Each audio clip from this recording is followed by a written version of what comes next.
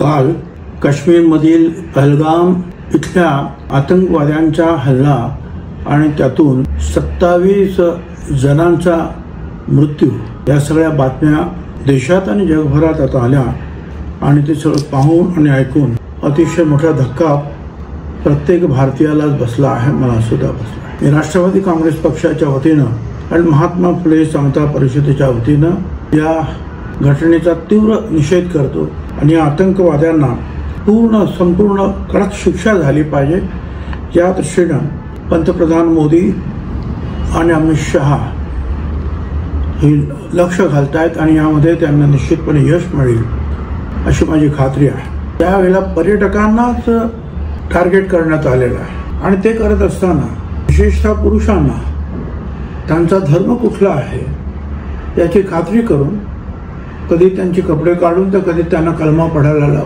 बोलायला लावून ते मुसलमान नाहीत याची खात्री करून मग गोळ्या घातलेल्या आहेत। खरं म्हणजे हा हल्ला माझ्या मते आपल्या देशावरचाच हल्ला आहे। मुंबईत झालेला हल्ला किंवा अक्षरधाम झालेला हल्ला याच्यावरच हा हल्ला सुद्धा अतिशय निखळून आणि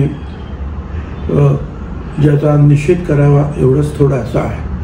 काश्मीरचं जनजीवन जे अतिशय सुरळीत चाललेलं होतं, काश्मीरमध्ये भारत सरकार आणि तिथलं जे राज्य सरकारांच्या वतीनं काही सुधारणा होत आहेत, त्यातून काश्मीरी जनतेच्या जीवनामध्ये आनंदाचे क्षण येत आहेत। हे ह्या पाकिस्तानवादी आतंकवाद्यांना पाहवलं नाही, त्यांना ते नको आहे।